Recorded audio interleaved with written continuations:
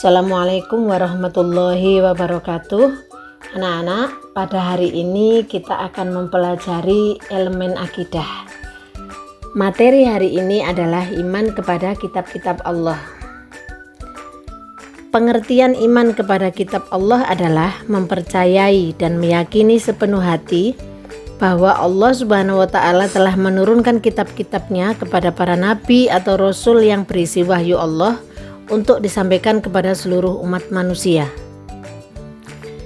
Kemudian, nama-nama kitab Allah dan rasul penerimanya yang wajib kita imani.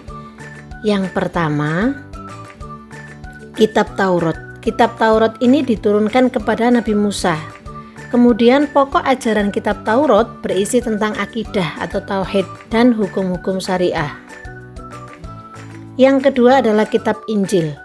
Kitab Injil diwahyukan kepada Nabi Isa sekitar abad pertama Masehi di daerah Yerusalem atau Israel. Pokok ajaran kitab ini sama dengan kitab sebelumnya. Namun sebagian menghapus hukum-hukum di kitab Taurat yang tidak sesuai dengan zaman itu. Yang ketiga adalah kitab Zabur. Kitab Zabur diwahyukan kepada Nabi Daud sekitar abad ke-10 sebelum Masehi di daerah Yerusalem atau Israel.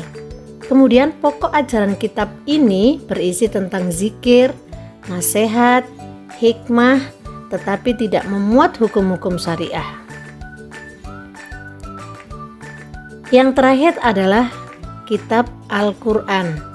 Kitab Al-Quran ini diwahyukan kepada Nabi Muhammad SAW pada abad ke-6 Masehi di dua kota, yaitu kota Mekah dan Madinah. Al-Quran merupakan kitab suci terlengkap dan abadi sepanjang masa. Kitab ini membahas tentang akidah, hukum syariah, muamalat, janji dan ancaman, serta tarikh atau sejarah umat yang lampau. Selanjutnya, suhuf yang diturunkan oleh Allah. Suhuf berarti lembaran wahyu Allah. Suhuf yang diturunkan Allah untuk para nabi berjumlah 100. Kemudian nama-nama kitab Allah dan rasul penerimanya di sini ada 4. Yang pertama adalah Al-Quran, yang kedua Injil, yang ketiga Taurat dan Zabur. Al-Quran itu diturunkan oleh Allah kepada Nabi Muhammad SAW. Kemudian kitab Injil diturunkan kepada Nabi Isa. Kitab Taurat diturunkan kepada Nabi Musa. Dan kitab Zabur diturunkan kepada Nabi Daud. Selanjutnya, cara beriman kepada kitab suci Al-Quran. Yang pertama, kita harus meyakini bahwa Al-Quran merupakan wahyu dari Allah. Yang kedua, kita harus meyakini bahwa isi Al-Quran mengandung kebenaran yang murni dan mutlak. Yang ketiga, membaca, mempelajari, memahami, dan mengamalkan ajaran yang ada di dalam Al-Quran. Selanjutnya, keutamaan Al-Quran dari kitab yang lain.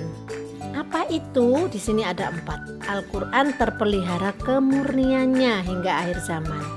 Tidak ada sesuatu makhluk pun yang dapat menandingi kehebatan Al-Quran. Membaca Al-Quran merupakan ibadah. Isi Al-Quran mencakup semua aspek kehidupan manusia dan sesuai dengan fitrah manusia. Yang terakhir adalah hikmah iman kepada kitab-kitab Allah. Yang pertama, mempertebal keimanan kepada Allah. Yang kedua, mengetahui perhatian Allah terhadap hamba-hambanya yang menjadikan hidayah bagi setiap umat. Yang ketiga, mengetahui hikmah Allah menurunkan kitab-kitab atau hukum-hukumnya sesuai keadaan setiap umat. Yang keempat, meyakinkan kita bahwa Al-Quran adalah risalah Nabi dan Rasul. Yang kelima, menyadarkan kita akan kasih sayang Allah. Yang keenam, menanamkan sikap toleransi terhadap penganut agama lain. Inilah materi-materi yang saya sampaikan pada kali ini. Sekian dan terima kasih.